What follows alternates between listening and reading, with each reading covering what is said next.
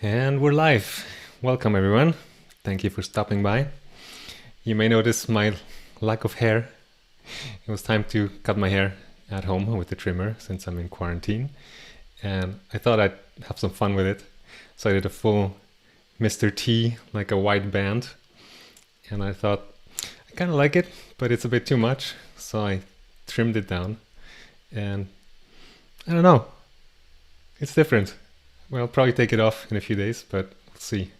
I'm using the quarantine to have some fun with those things. I hope you're all well. Today, what we're going to do is draw this piece of fabric on my left. And it looks like the camera is maybe having issues again. Okay, but this time, actually the app crashed. So I did a test today before starting and it was working fine. Give me 1 second.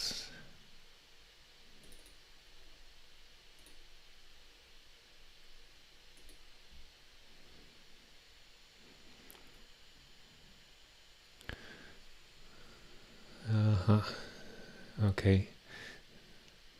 Yeah, I'm not sure what it is. So the testing works fine, but then when I go live for real, the CPU goes through the roof. So let's do plan B, which is digital. Plan A was to work in pencil. So if you want to follow along, grab a pencil and an eraser and another eraser. If you have a stick eraser and a kneadable eraser, those two are really useful. And I want to show you quickly the piece from last week. I touched it up a little bit. There will be some lag, but I'll switch to digital in a second.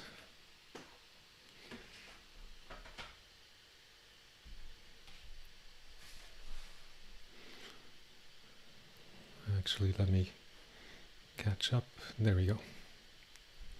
So you see the eyes are a little bit cleaner now. And what did I do? I think some subtle shading in the face in general, just to clean it up a little bit from what I was able to do in the demo in last week's session.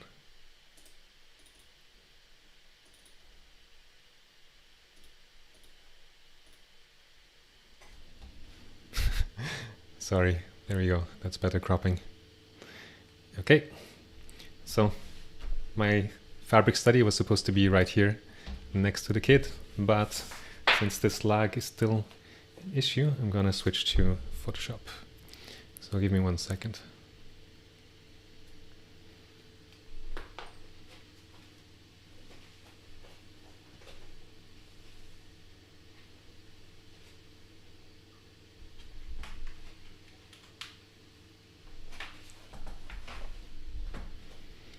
If you want to follow along digitally, by all means, go for it.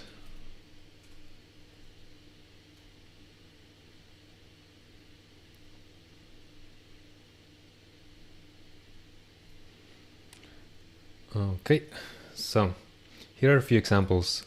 These are by Dürer mostly, and 1 or 2 by Leonardo da Vinci as well. I think studying fabric is extremely useful for shading and proportions as well. And you're working with those 3 things that drawing comes down to at the most fundamental level for me, which is shapes, values, and edges or transitions. And practicing your sensitivity to each of those and your control of your medium to make magic happen on the page. There are also great exercises in composition, I think. I was setting up a few pictures today, and it's not so easy to make an appealing fabric still life setup. And I think I'll do a session like this in maybe next week, talking about composition and doing compositional studies and sketches. And I can bring up some of those pictures of the setups that I created and what I was thinking and why I think some of them work and others don't. No, this is very small. Whoa. Okay, sorry about that. My pencil case fell. Okay, so we're going to do something like this, but more simple, so we can do it in 1 hour. And I'm realizing most of these are done with something to heighten, meaning lightening parts of the drawing. So this would be probably oil or white. Yeah, it looks like painting. Or chalk. Yeah, it's interesting actually, all of these.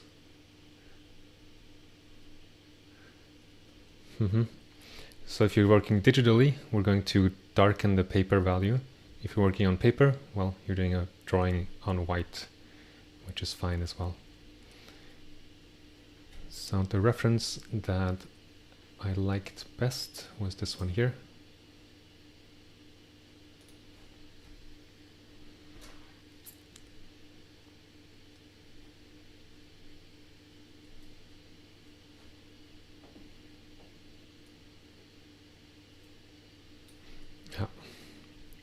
So my setup for studies like this is Command J or Control J, C, then crop it to double the width.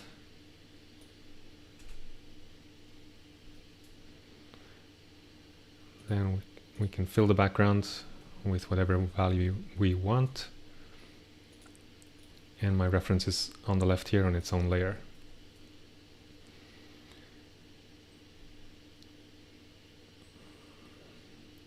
Then I'll make a selection of this layer. Q, Control I, Q, new layer. And there's a couple ways. Let's fill this layer actually, and lock transparency. And then I can make that background value anything I want. And I'll choose something that roughly represents the average value of my image on the left. I'll zoom in here in a second. So we have minimal UI and maximal artwork. So pressing F and F again, Command 0. Now we're full screen of just the image.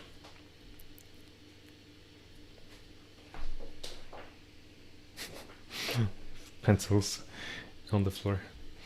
All right.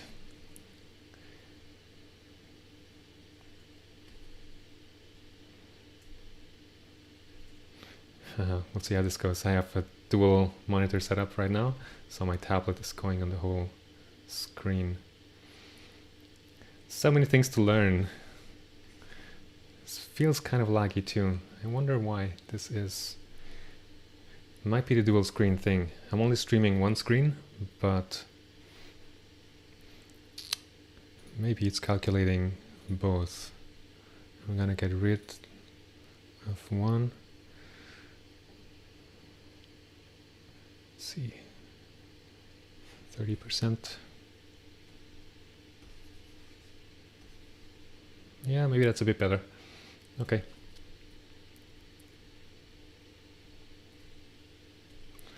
So, step 1, placement stage. I'm gonna take this there.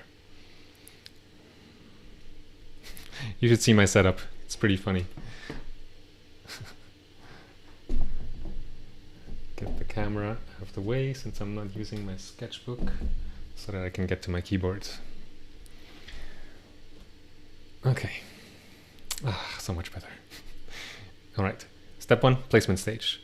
So we're defining top, bottom, left, right. And make a mark horizontally. Or in this case, there's a slight angle. It's not quite horizontal. So in a case like this, you could also make your top mark slightly angled. I think that's fine For me on the tablet, it's actually easier to go horizontal like this. And for the bottom, we have a few different options. What do we choose for our bottommost point? Depending on how much space you have on the page, how big your page is, you could choose the bottom of the fabric here as your bottom mark, or the bottom of the cast shadow. I will go with the bottom of the cast shadow because I'll draw the whole thing here, and then I will indicate the bottom of the fabric very soon as well. So bottom of cast shadow, it's very soft, but I would say there, I would place it here. Whoops. And these are estimates. The point here is to place your drawing on the page, so you're never going to run off the page or run out of paper for your drawing.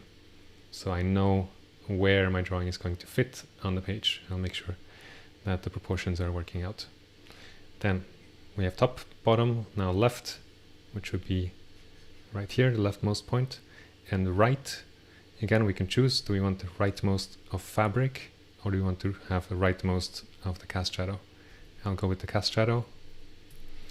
That would be very close to the edge. So the benefit with how I set this up is that the width of my canvas is the same as the width of the original photograph, so that I can also check how much space I have to the edge of the canvas. That's not always possible, but it's a good way to start when you're practicing these things.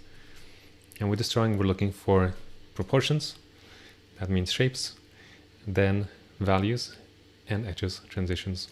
Just developing our skill as draftsmen and draftswomen, and hopefully ending up with a beautiful drawing. But if not, that's okay, we still practiced. So my top mark here should go a little bit to the right.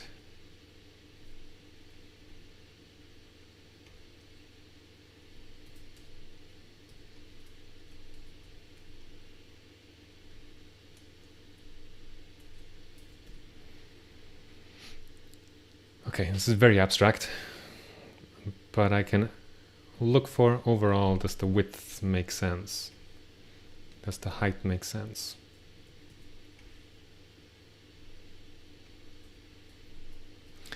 You know the drill by now, I think, if you've watched some of these demos. So what I would usually do is halfway mark, halfway horizontally and halfway vertically. So let's do that. Let's find out if there's anything useful and interesting in the center. So vertical, meaning height, I'll make an estimate, and you can do the same, of where the center is. I would say maybe here, maybe a touch lower, but this isn't picking it.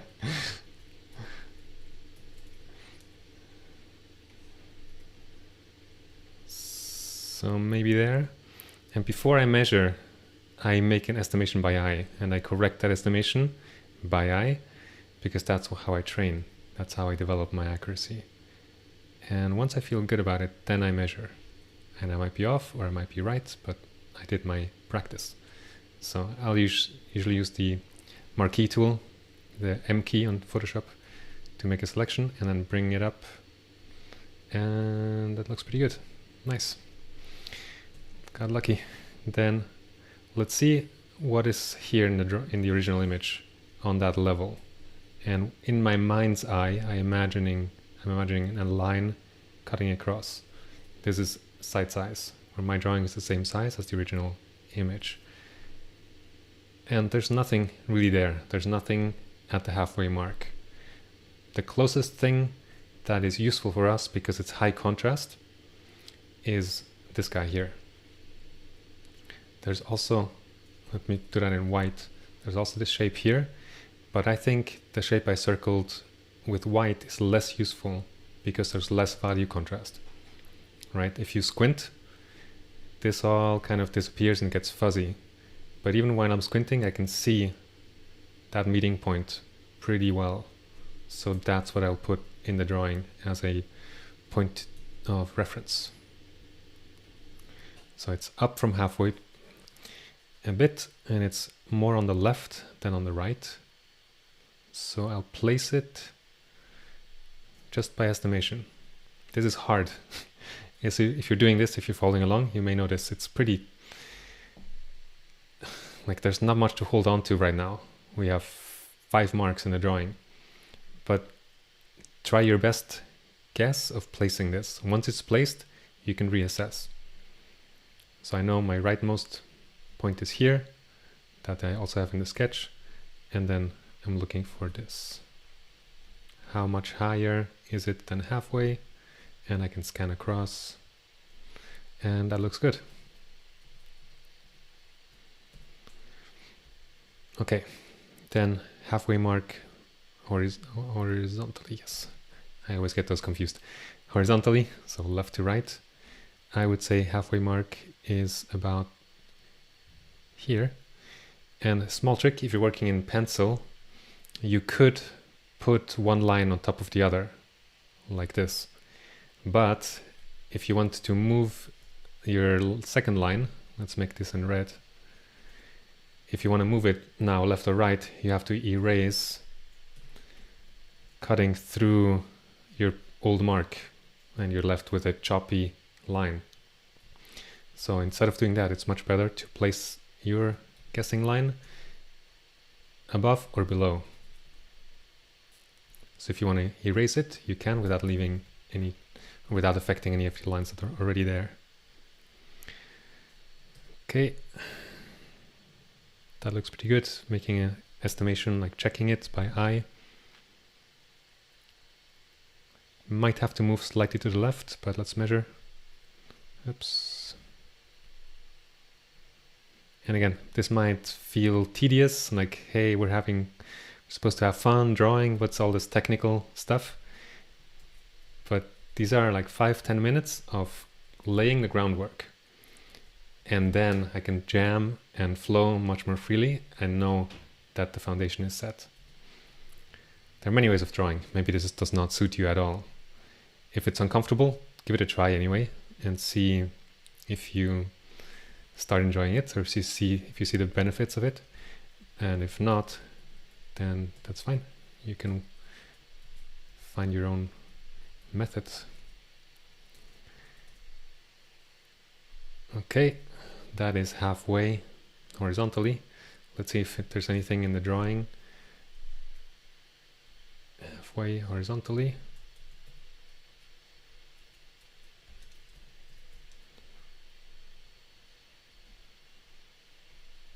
So halfway would be around here. Oh, look, cool. This corner where that changes direction looks to be exactly aligned with that. At the top, not really anything lining up with halfway, but it's good to know that this bend, that this curve happens to the right of the halfway mark. Okay, so we have to go to the right to find that bend. So if I draw my bend, my curve here, we know that that is not right. It has to be out.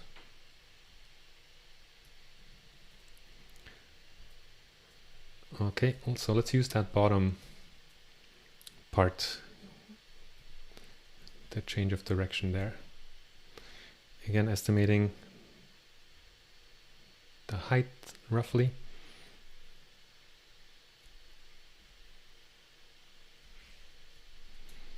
Looking good. Okay.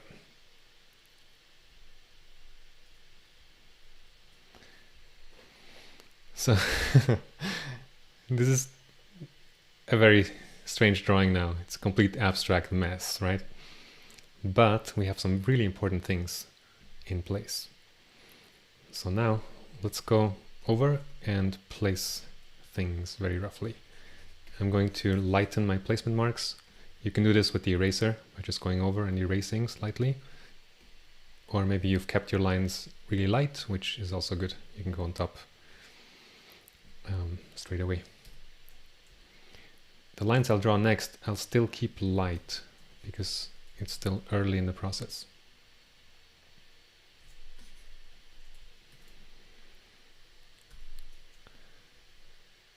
And these things are much more comfortable in pencil, so I'll have to try several times here, also with the dual screen setup.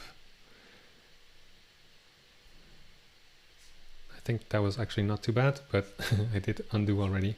So I'm trying to show that whole left side in one stroke. That simplifies it, but catches the essence of that shape. The overall angle and the slight bend in it.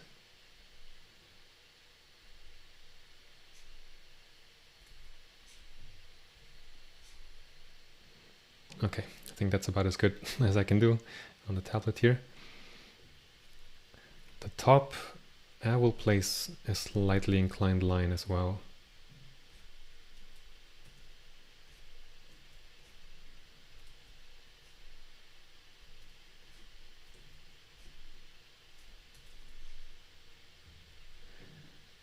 It's too much. Yeah, I have to figure out this camera thing. This is more pleasant to do in pencil.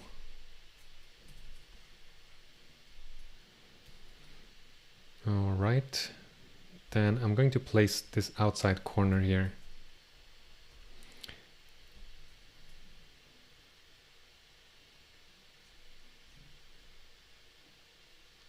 Say there. We can measure if we want to from that edge to the side of the canvas and bring that over. Pretty good. Could go out a tiny bit.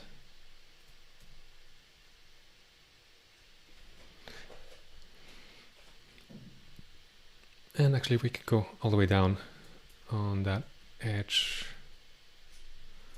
of the fabric.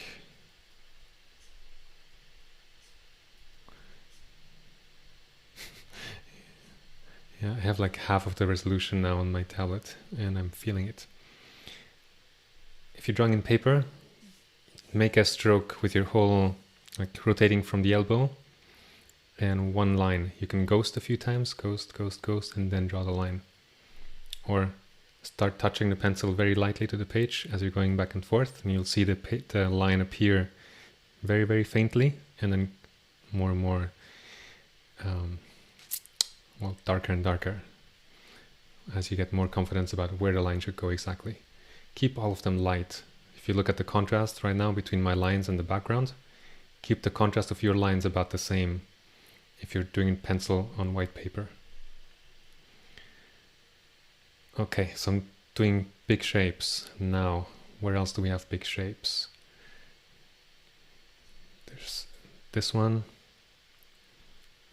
And notice this is quite subtle, but I went from here where the arrow is.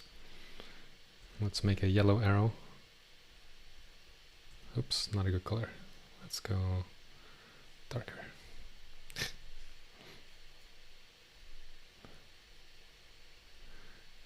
So that angle, that line starts on the inside, not on the outside.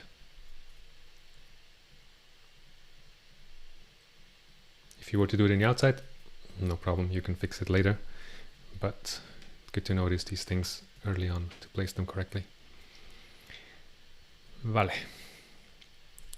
Next, big lines. I guess the cast shadow at the bottom, that's a very long line, so that should be placed early. We have another tricky thing here, in that the cast shadow ends sooner and it goes up and over, but I don't have the edge of my fabric yet. So we could draw the fabric first, or we can just take that into consideration and draw the cast shadow first. And somehow I feel like cast shadow first, maybe because it's a bigger line.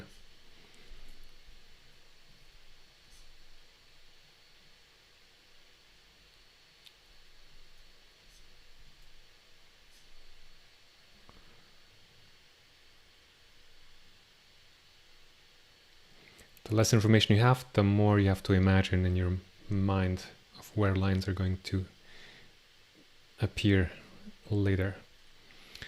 I think that's decent, but yeah, we really need the bottom of the fabric there. So let's do that. I have to rotate here to draw the line more comfortably. So we have this point at the bottom and then going up. I hope you're not getting dizzy from the spinning. Then this is going up, not that steeply.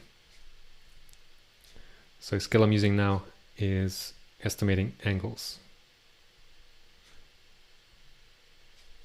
Inclinations. I want to draw a line on my drawing that is exactly parallel or the same angle as this line on the photograph.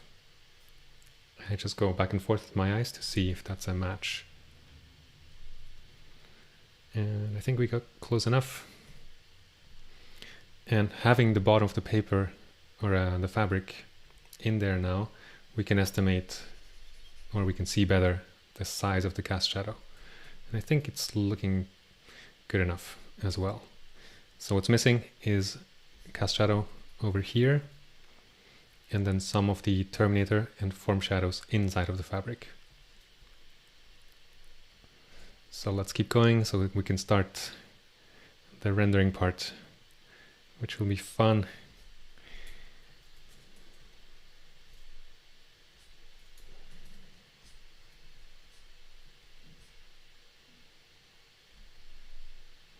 Okay, going out and then at some point going back in or almost straight down. Something I wanted to show on the pencil drawing that I can't show too well here because I wanted to use my hands, but when I'm drawing like this, I think of the center of attention, my main focal point. That's where I want to be really precise with my shapes, and then later my values and my transitions, edges as well. The further I go outside, let's do a heat map. The further away I go from that center of attention, and it's not always in the center of the composition, it might be a face, and it could be not in the center of the image, but that's still the center, the focal point in terms of composition. The further away I go from the focal point, the less concerned I am about being really spot on precise. And it comes down to, I think, efficiency and flow. If you're drawing a portrait of a friend, you're not going to have them sit there forever. The clock is ticking in a way. So if you have an hour or 3 hours, you will want to spend as much of that as possible on the facial features, on getting the likeness. And if there's clothing, you probably will sketch it in and be more loose and rough. So I'm using that same thinking of prioritization when I do a study like this. So if my cast shadow is not spot on, that's okay. I will focus on the focal point here, the center, where we have all these nice values and transitions, and try to get that as right as I can. So back to this.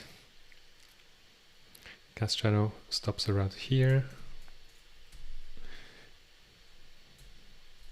Again, keep your lines light and maybe even a bit soft.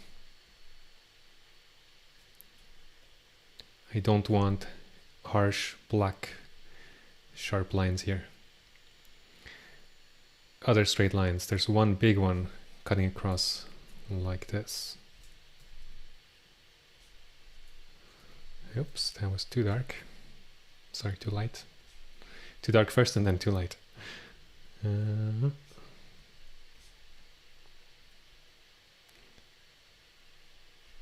If you're ahead, continue placing all the shadow shapes. So where to next? Maybe this straight line. That's right in here. It's very straight and it has quite a bit of contrast as well. This line has the most contrast. That's one. This has second contrast, second most contrast, and this third or least. So I should draw a 1 first, but I didn't, because 1, this line is so round, so curvy. So I'll go for, and it's also shorter, and it's a balance of these factors. So what is the longest line? The straightest line, the highest contrast line. This one is straight and long. It's not super high contrast, but it hits those two. This one is not straight, it's not that long, but it has high contrast, so it only gets 1 point out of the 3, if that makes sense. So once I do have that first one in, see, there's all this stuff happening in my brain, and I think part of the value that these sessions, I hope, provide for you is that I share what I'm thinking about. So it might slow me down, but I think it's worth it. So what I notice my brain doing right now is looking at the shadow shape. So I'm not super confident about this line being in the right place. I wasn't sure, should it go to the left, to the right?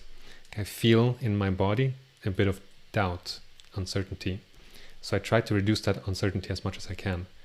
And one way to do that is to look at shadow shapes. So I'm shading it in now so you can see what happened in my mind. But I was looking at this arrow, this shadow shape that creates an arrow. Sorry, it's getting very laggy, but you can see on the left on the photograph, there's this big arrow coming up. And even without having that shaded in, I can see my lines, and I'll go back to just having lines. Like, with the lines there, I can see, does that arrow feel like it's a similar shape and size? And I think it does. It's close enough. It might have to go to the right slightly, but I'm not sure enough about that, so I'll keep it as it is at the moment. Okay, back to placing things. Also, keep your lines the same value. If I start adding lines right now like this, I am creating chaos, fragmentation in my drawing. So if you have lines in your drawing that are darker or lighter, even them out right now. Erase the darker ones and darken the ones that are too light. And me here, I'll try to use the same value. So next, the biggest line, highest contrast, straightest, longest, I think would be this here.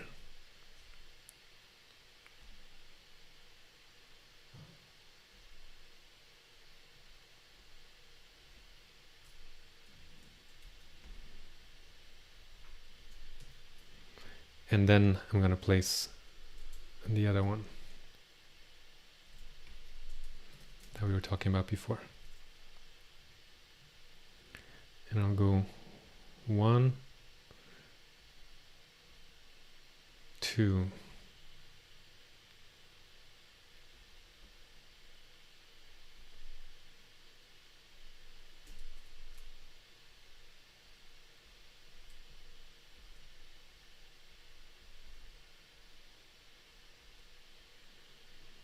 It does feel a touch wide.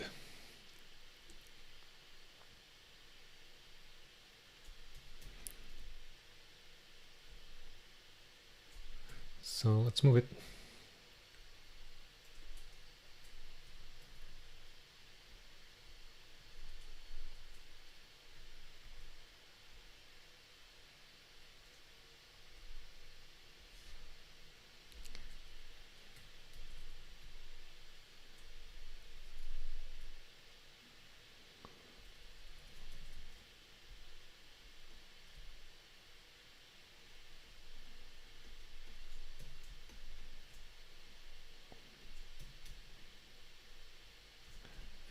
Maybe we can also put in that straight line now at the top of the curve.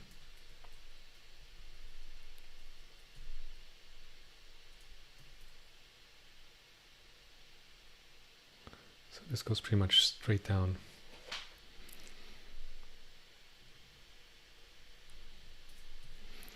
I'm gonna have to rotate again.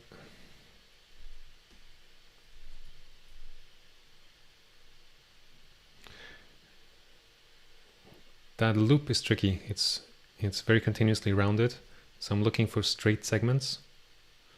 And maybe we can do this 1, 2, like so.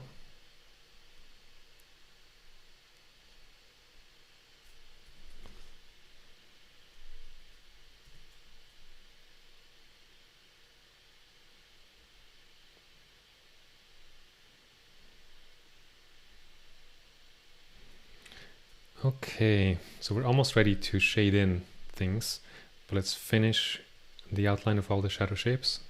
So there's one right there, that should be thicker.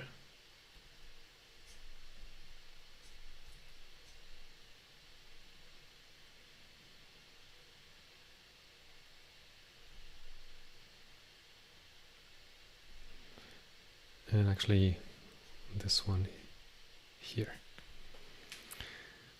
Oof, I think that's it. We've placed everything.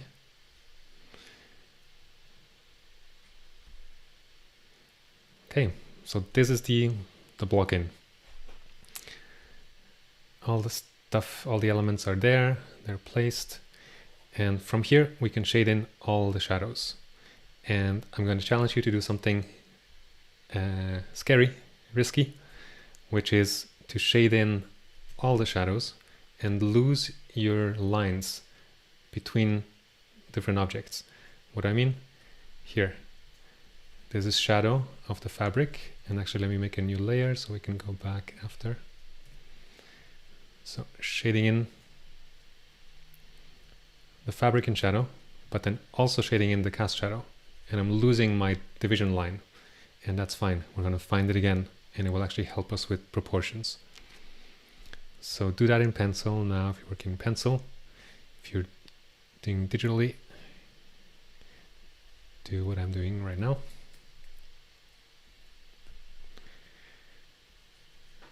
And I'm wondering about the value, and I think we can actually go a bit darker. It will save us some time.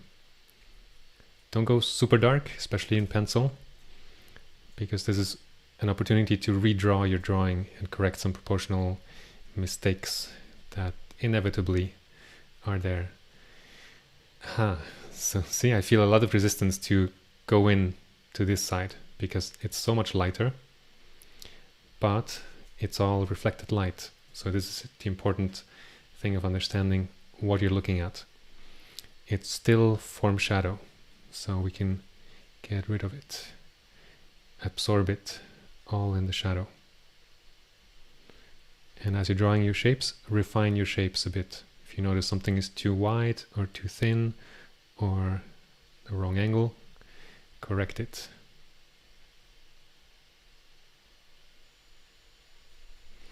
How are we doing on time?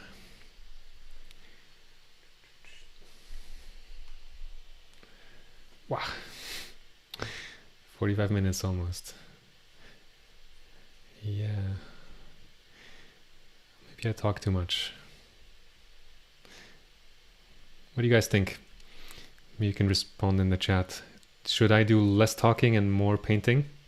Like just focus on creating the image? Or is this a good amount of sharing of what I'm thinking about? It will be different for different people, I'm sure. But maybe I'll get some consensus from your responses.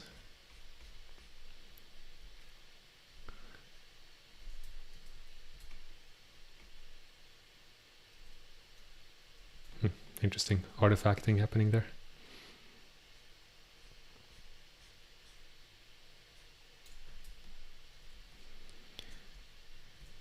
Okay, if you're working digitally or if you're painting, use the biggest brush possible to do the work that you need to do. It will save you time.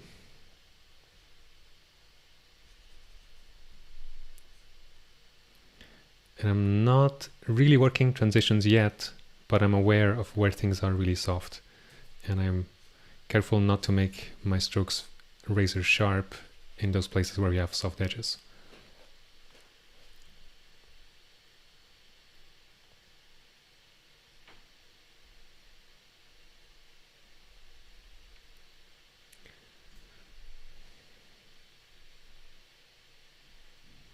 Hey, Oli. Cool, thank you.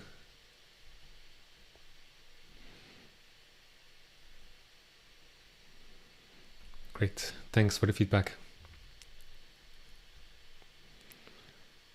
So this side feels a bit too bulgy, so I'm gonna cut back into it, or maybe better, erase. Since this is all on its own layer right now, my shadow toning in.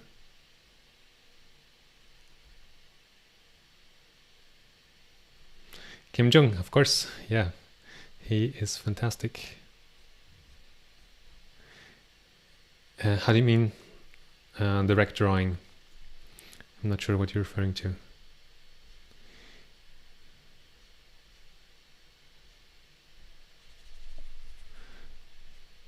And by the way, I won't be able to keep an eye on the chat consistently. Sometimes I'll just forget, but I will try to remember. Oh, also I figured out how to get music to play on the stream, which I don't know if that's a good thing or a bad thing. And I have to figure out how to get music that is royalty free, that doesn't have license issues attached, because otherwise YouTube just yanks the video, or stops the stream. They actually stop the stream if there's copyright infringements. But yeah, I think that would be nice to have some music playing. Okay, have we caught everything? I think so. These are all our shadow shapes. Now I'm gonna clean up the drawing a bit by erasing the lines that we don't need.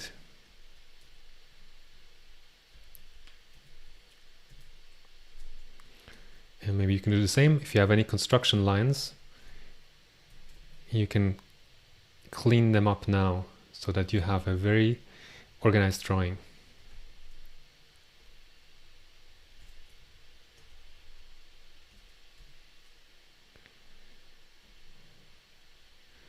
Anything that doesn't need to be there, we can clean up.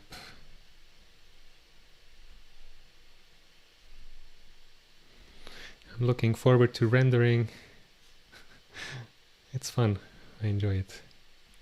So that edge down there on the very tip of the cast shadow, that's very soft. It's definitely missing right now, that softness. Okay.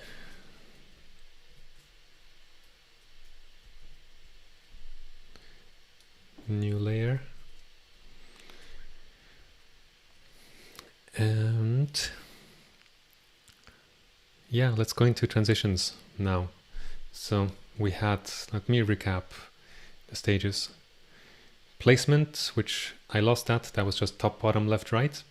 Then from placement, we went to big shapes of the block in, and then medium shapes, and then finishing the block in like this.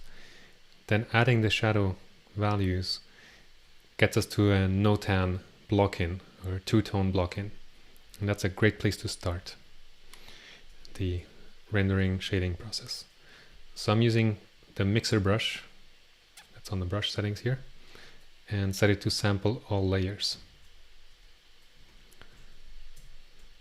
And this brush always acts up a little bit. Let's see how it feels today. No, feels good today. Okay. But it's super laggy. So you'll have to put up with it. I am looking for the soft edges on my original image and making them the same amount of softness on my drawing. So at the top of this fold, it's the softest. And then it gets sharper as we go down.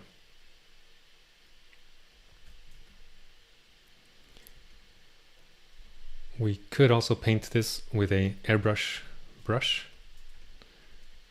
So take the shadow value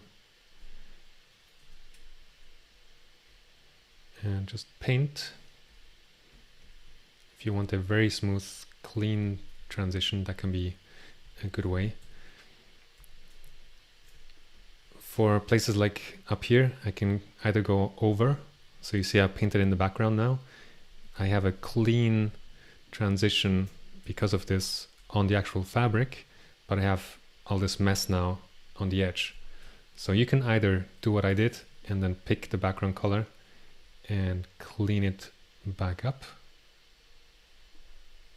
or in pencil, just erase it back out. Or you can make a mask. Make a mask first, like this, and then whatever you paint is not gonna affect the background. Either way works pretty well. So let's soften things. Let's go follow that working method of going big to small. What that means, choosing the difference on the drawing that will have the biggest impact. So if we only have 5 more minutes, what 1 or 2 or 3 changes will push the drawing ahead the most. So those are the things that are most different between my drawing and the original. And that's definitely the softness down here, the penumbra,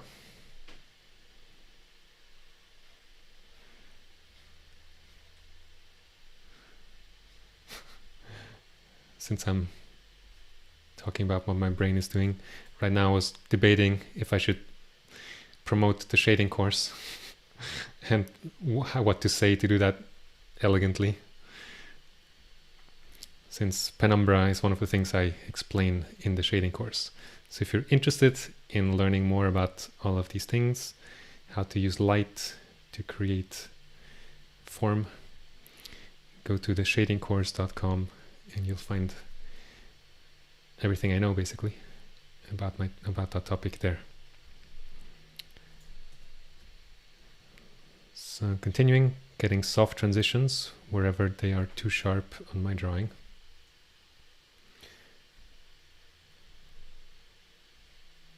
And everything is on a spectrum, from very hard to very soft, or from very light to very dark, or from big to small.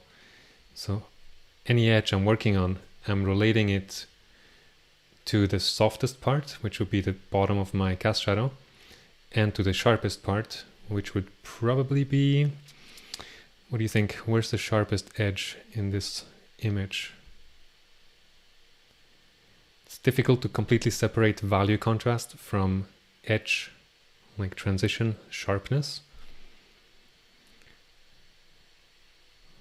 But if I had to pick what feels like the most sharp transition, I would say up here, maybe here, not really this edge because there's some fraying of the fabric that I tore.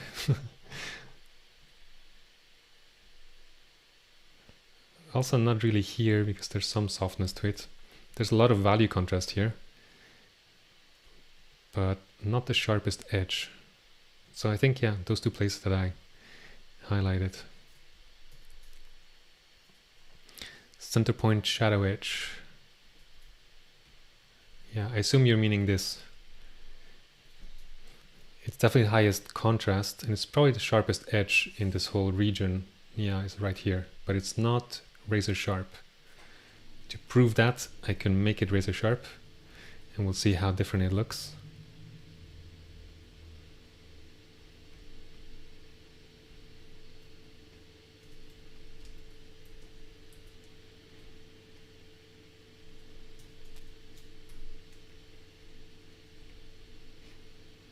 Right, now it's a razor sharp edge.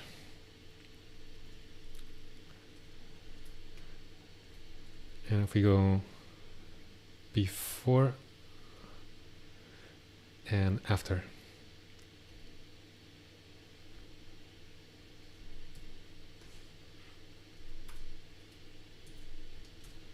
Okay, I'll stop zooming around and back to transition work. And I think we'll have to extend past the hour. So I want to say 20 minutes, but let's be on the safe side and say until 6:30, so 35 minutes. See if how far I can take, or we can all take, our rendering on this drawing.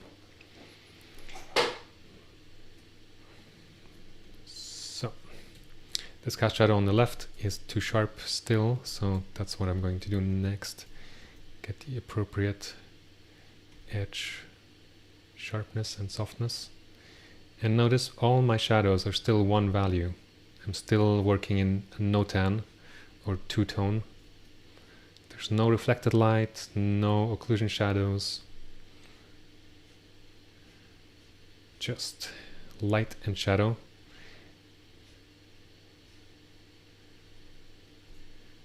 And so shapes. Basically, if we think of shapes, values, and edges, there's only shapes and edges right now.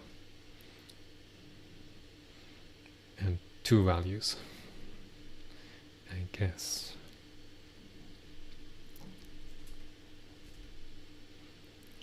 So this here is a touch too sharp. We'll soften it up and maybe clean it up a bit as well.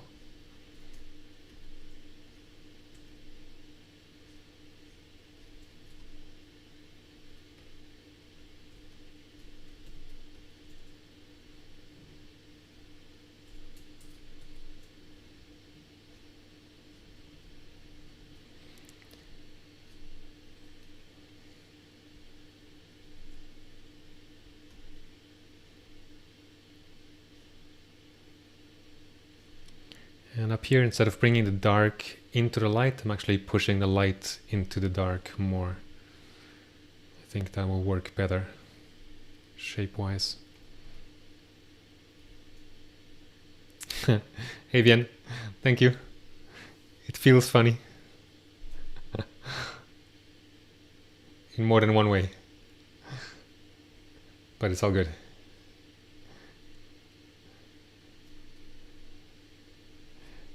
Okay, that shadow is a bit too wide, so let's trim it down and clean up the edge at the same time.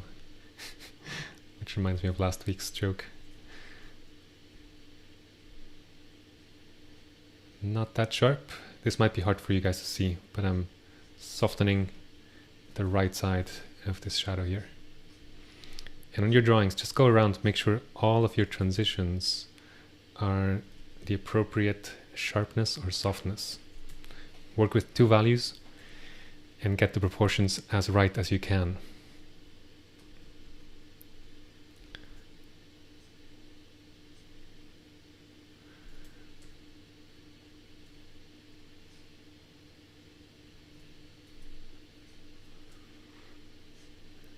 And there's a gradual shift that happens when you're working on these edges and transitions, and at some point you're starting to model the form. So I'm noticing that happening right now. Oh great. Running out of power, but it was just... Anyway, back in action. I'm noticing I'm working up here, softening that transition, and as I soften that transition, I'm turning the form.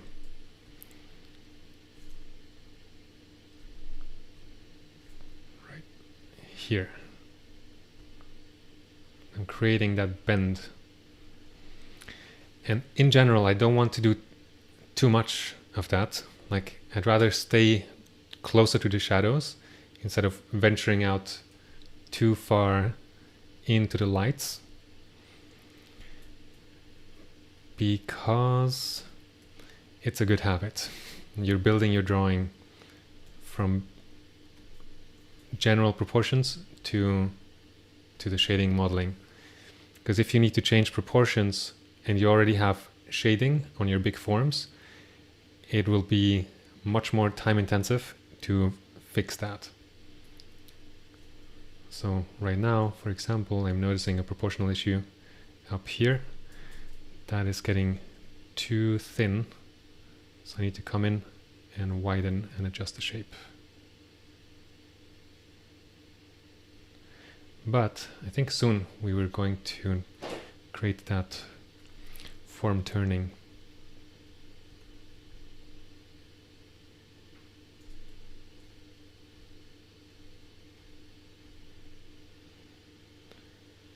I also am looking forward to the occlusion shadows, so we can have the fabric separate from the background. Yeah, okay, let's go to the next step. We've done Notan block in, now we've worked the transitions or edges. Next, we're shading, modeling the big forms. So new layer, let's call this big form modeling. And this is where I look at this, at my subject, and think of it as a three-dimensional structure. The better you understand it, the more effective your shading is going to be. So there's one big fold here that's creating a form like this. It's a big cylinder, or a cone actually.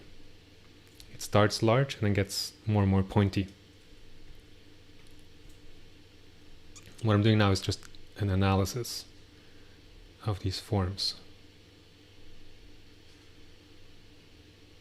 So there's another form here that goes around and then in, around and in, and around and just in a little bit. Oops.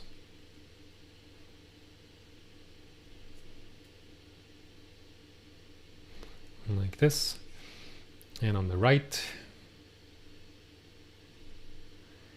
we go out and over. They're like big sand dunes or something like this. And then at the top, it's getting very flat. So analyze your subject. Think of topology of three-dimensional form. Because if you don't, it's going to be very difficult to create that three-dimensional sense in your drawing. We know the light is coming from the left.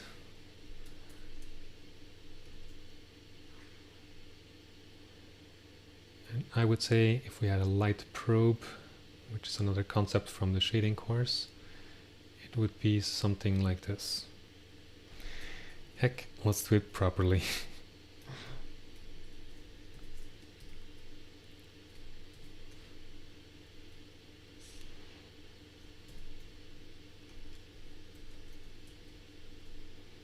So I made a new layer, lock transparency. I filled it with the shadow value.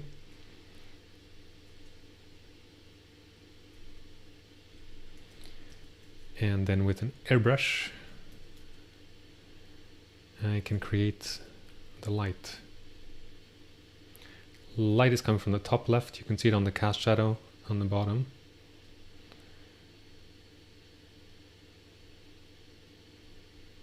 So maybe something like this.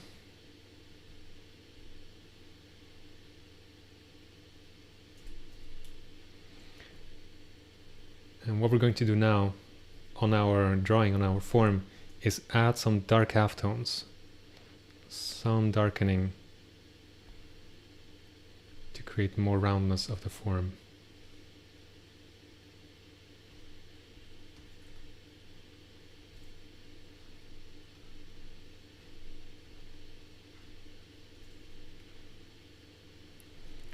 And we can show a little bit of reflected light from the right side.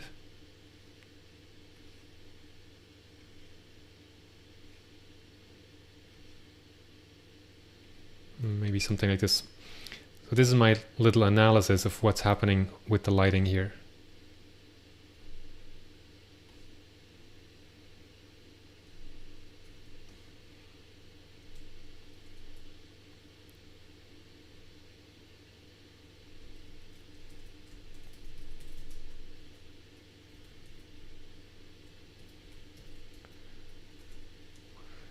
And let's start the shading.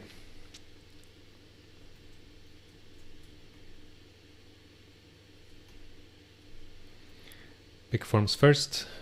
I like that form on the left. That's pretty flat, so I'm going to start with that one. Pretty gently, subtly. And I'll put too much tone there and then erase back. Photoshop is struggling to keep up.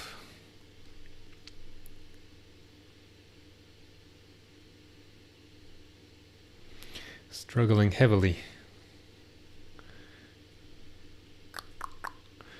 Can I close anything? Not really. Okay, there we go.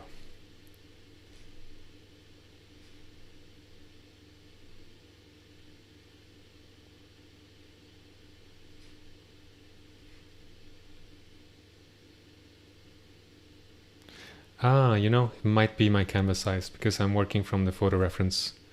6,000 by 5,000. Thank you, Mr. Sir.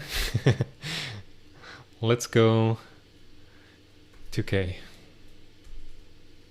Thanks. Yeah, that's gonna help. I thought it was because of the streaming, which I'm sure is affecting it too.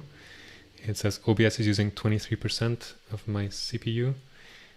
And let's go and purge that cache. And this should be smoother. Let's find out.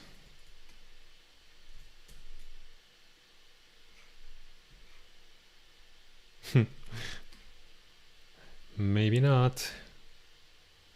Whoa. I might have to flatten the layers.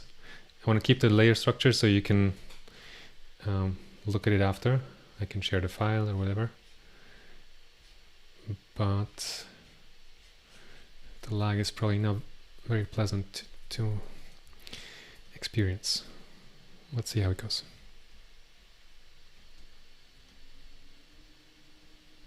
So top left, there's no shadow at all. It's very light. So I can get rid of that. Most of these halftones are happening on the lower end. And I have to keep remembering I am working on toned canvas. So we can go in with some light value later.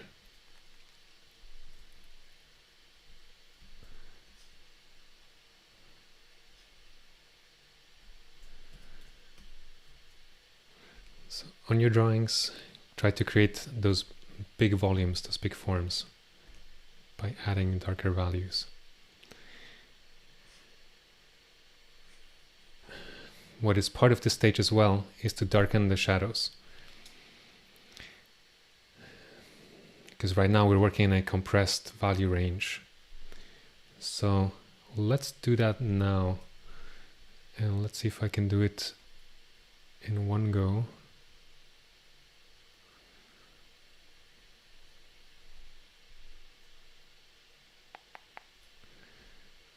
One second, I have to do some Photoshop trickery here.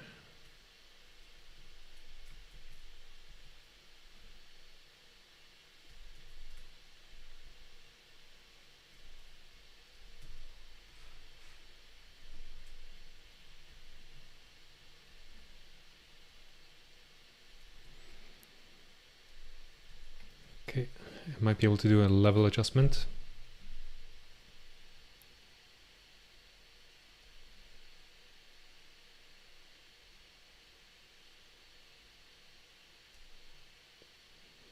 Keeping my background value the same. But as I'm doing that, I feel like that might be too different. If you're working in pencil, you can't do a level adjustment. So let me do it old school by just painting these shadows darker. So we have this value right now, but on the photograph we actually have this value. So it's not a huge jump, but it is darker on the shadows. And then in these places where we get ambient occlusion, it's definitely darker.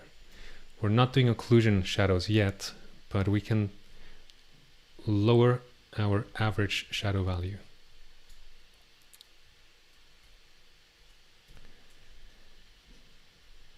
And I'm thinking about pencil. If I was doing it in pencil, I would now also start putting in the reflected lights. So let's do this. I'm adding the cast shadow on the wall, and at the same time, I'm drawing the reflected light.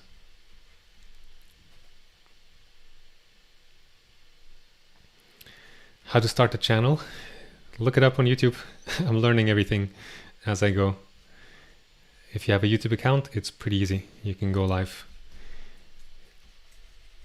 easily. The streaming software I'm using is called OBS. That's a little bit of a learning curve, but it's also very well documented online. It's OBS, just those 3 letters. Open Broadcast Software or something like that. I think it's what it stands for.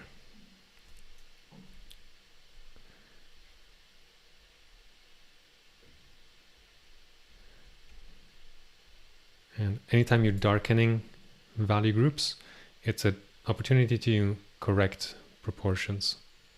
So any angle I see that's off, I'll fix it now.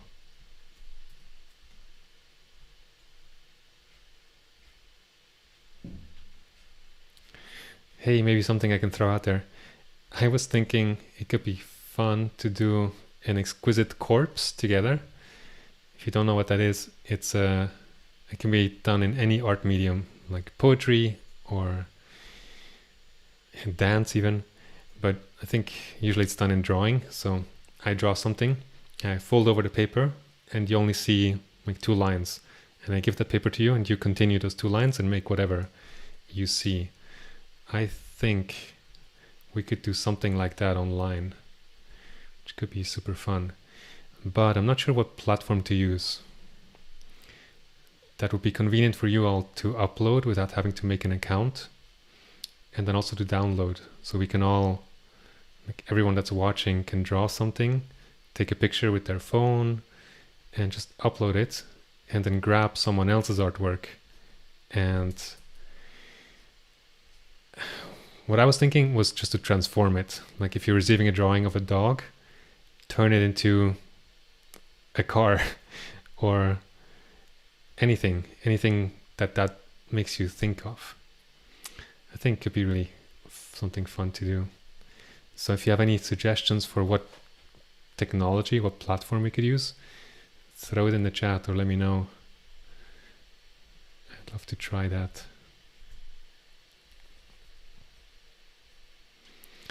And it's easy to get lazy with this. So I'm noticing now I'm painting this edge. If I do what I just did now, this brush stroke, I'm making that edge way too soft. Sorry, lag. This edge compared to the reference image, right? It's soft further down, but then it gets really sharp here. So keep thinking shapes, values, edges as you add more stuff. And stay disciplined.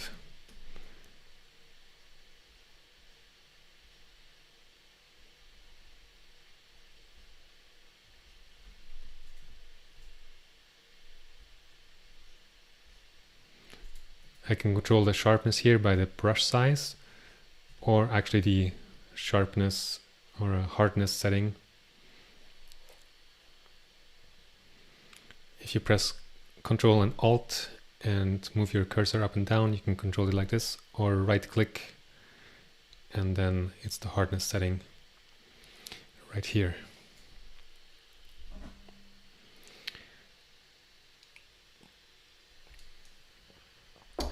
Time check, 6:14. Okay. 16 minutes to go. So more and more I'm taking value into consideration, looking for things that are too light or too dark. And one big thing I haven't done so far is to darken the entire background. That's the light fall off. So let's do that. Big brush, low opacity. Get ready for some lag.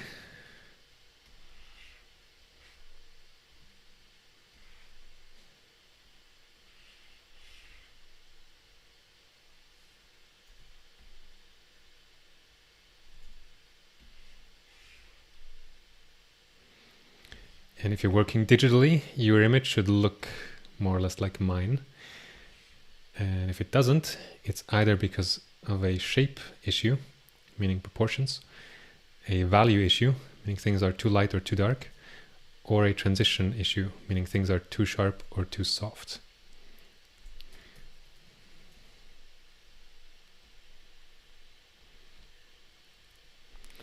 Okay, now with the background in, one thing that's starting to bother me is the outline on the left, right? Where the fabric meets the background, there's really, it's very, very low value contrast. And my line from the early block in, that was one of the early lines that I drew, is too aggressive. So we can take it out, and because there's a gradient, I have to be careful, or I can go brute force and use my digital tools, which would be content aware fill, or the spot healing brush, which I think I will do in this case. So J is the shortcut for that, or in the menu it's over here. And then if I paint along that line, Photoshop will try to remove this line. It's usually used for image editing, to remove power lines or stuff like this. Let's see if Photoshop can figure it out.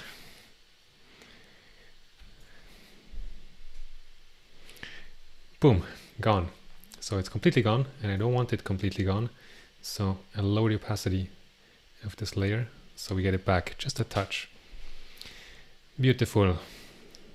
Now, still a bit on a limited value range.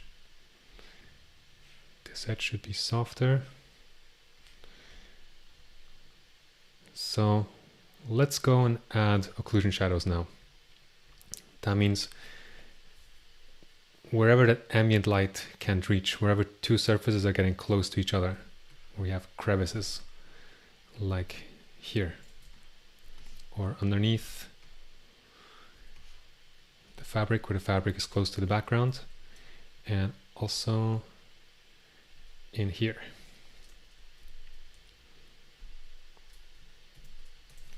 New layer, call it ambient occlusion, and I'll keep it subtle at first.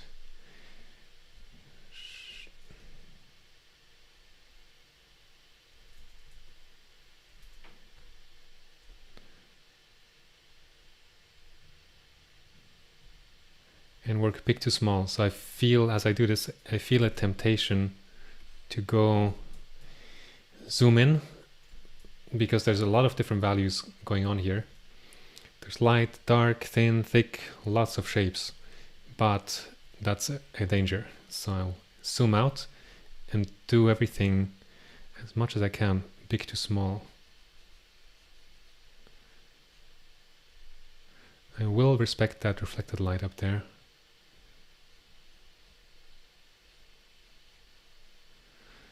And go big to small, and also soft to sharp.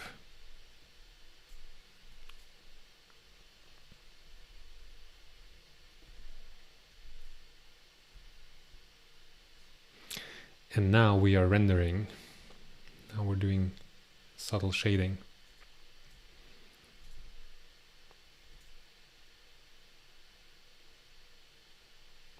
And if you took the time to set up your drawing in the beginning, this part is very pleasant because you know that everything is in the right place, and you just have to keep refining.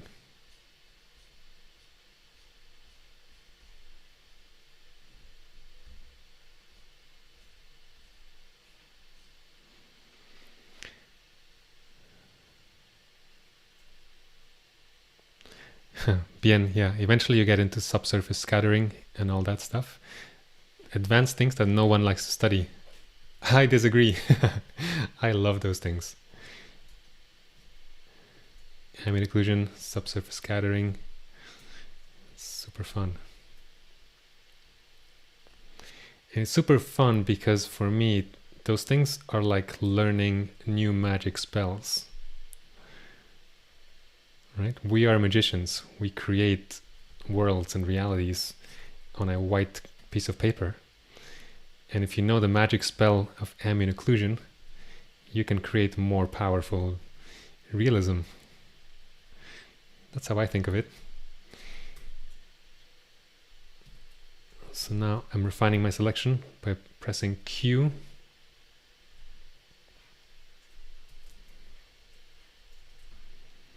Clean that up a bit.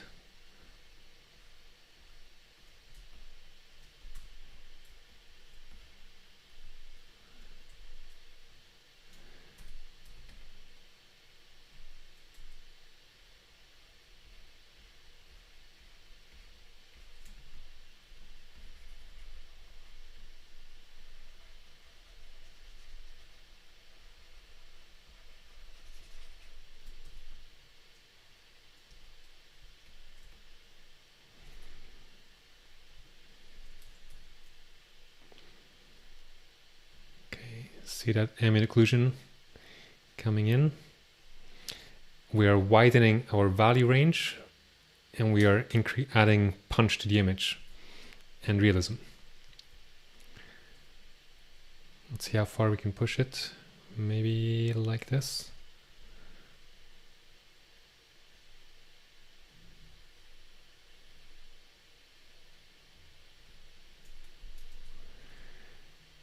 Okay, time check. 9 minutes left. Okay, time to be strategic. So I should focus on my focal point. There's some beautiful things there. So in order to be able to work zoomed in, I'm going to select my reference image, copy, paste, and bring it in on a new layer. I'll throw a cast shadow in it so we can see more clearly that it's a separate thing.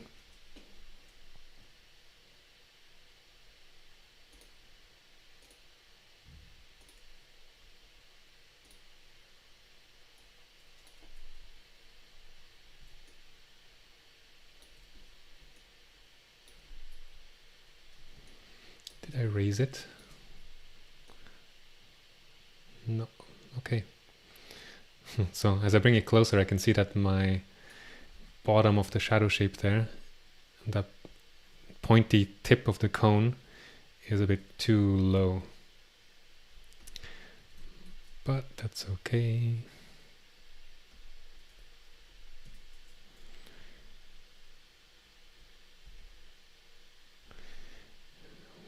Now I have to decide if I want to fix it, which will take some time, or keep refining. And I think I'll keep refining because I do want to end up with an image that's somewhat finished. And that's a real call you have to make when you are faced with that deadline.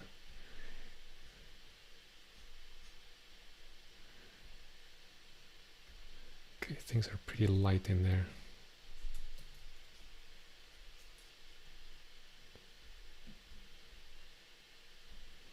I'm squinting to assess how light the reflected light is. Or actually not the reflected light, this is diffuse transmission. So light is coming through the fabric and is being softened. This fabric is very thin, so light can pass through it.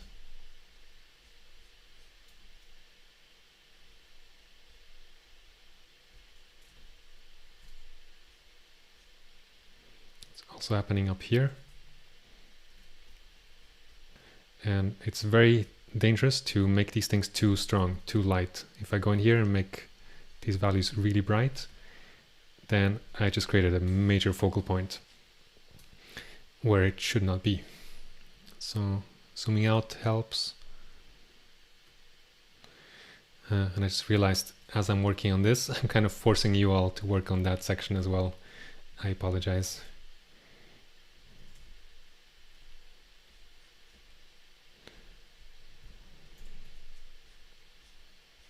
So I guess make use of having this up close and also focus on that region and get all the shapes, values, and transitions to do what the original image is doing.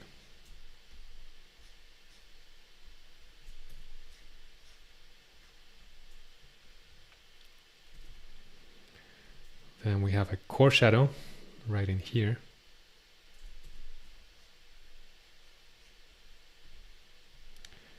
And it's really, really soft. So I drop my opacity as I go up. Whenever you have a round surface and reflected light, there will be a core shadow. The core shadow is just the absence of reflected light. So it's not like the core shadow is something that's added darkness. It's just the absence of the lightening effect of reflected light. That's a more accurate way of thinking about it.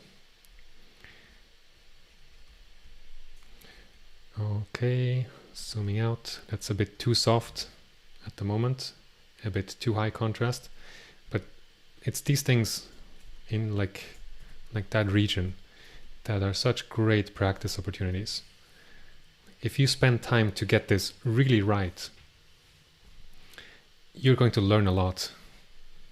That then when you're doing a portrait of someone, for example, you don't need mental power devoted to that task of getting the right shapes, values, and transitions. It just happens because you're drawing. When I draw, it's not like what I'm doing now, which is like really talking, really thinking, analyzing with my conscious mind, apparently. When drawing flows, I just do it, you know.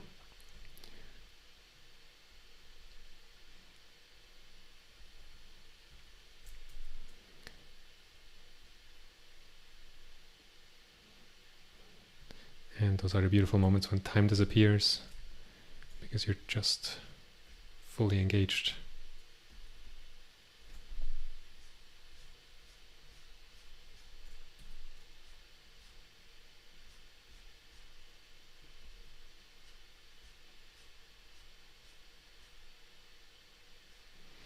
Okay, time is limited here, so I have to keep moving. 3 minutes, jeez. Okay, so I feel like zooming out, some of that reflected light or transmitted light is too strong. So I'll knock it back down. I know it's not matching the reference, but it makes my drawing more appealing, I think. And the reason why it appears too strong is because my value range is smaller. I haven't added the light values.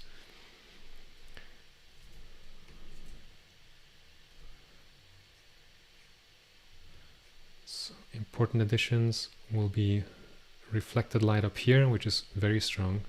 There we can go a bit more aggressive on the reflected light, I feel like.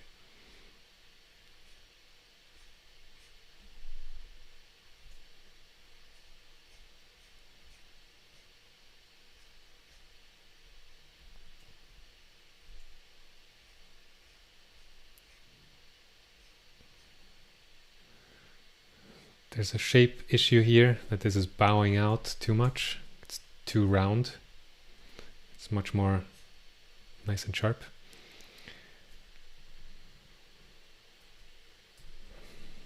Let's see, layer wise. We could use liquefy, but I think it's going to be too much layer acrobatics. So let me finish the last few things that stand out. That line up here is too thick. And I'm curious to see if we can add some light. So new layer. This is called heightening.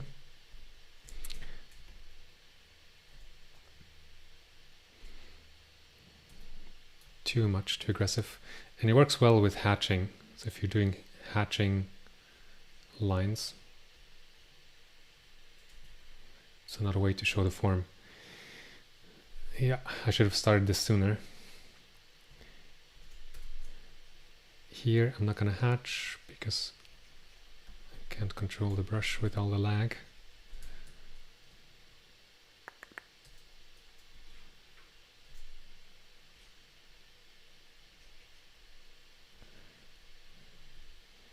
Mixer brush. So you see, adding this light value all of a sudden adds a lot of form, which is a good thing.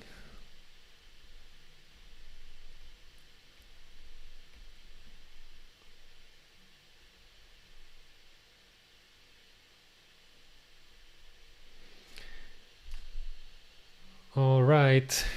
I wish I could continue, but I feel like 90 minutes is already quite a good amount of time for all of you to hang out here.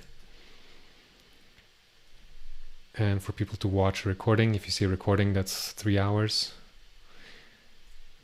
Well, I don't know if that's true, actually. There's some podcasts that are 2-3 hours.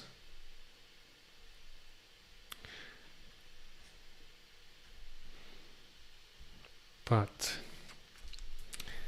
let's call it a day. Here you go. Fabric study. Digitally, I was meant to do it in pencil, but you could follow the same steps, just working in pencil. Cool. Thank you, Mr. Sir. I love saying that. I hope you enjoyed it. Thanks, Leanne. Prince Moria. I'm not sure how to deal with these nicknames, but I guess I'll just call you your nicknames. What makes you fall in love with art? I think seeing other artists work, being really touched by other artworks. And then nature. And for me, those two things come from the same source, you know? A great drawing or a great sculpture comes out of nature in the sense that a human body, human person, is an organism like a tree or an insect that has an amazing design on its, like the shape of its leaves or the shape of the wings of a butterfly or the coloration. It all comes from the same source. So seeing that, connecting with that, I think that fuels my love for this. All right, guys, I'll see you next Monday. Have an awesome week. Take care.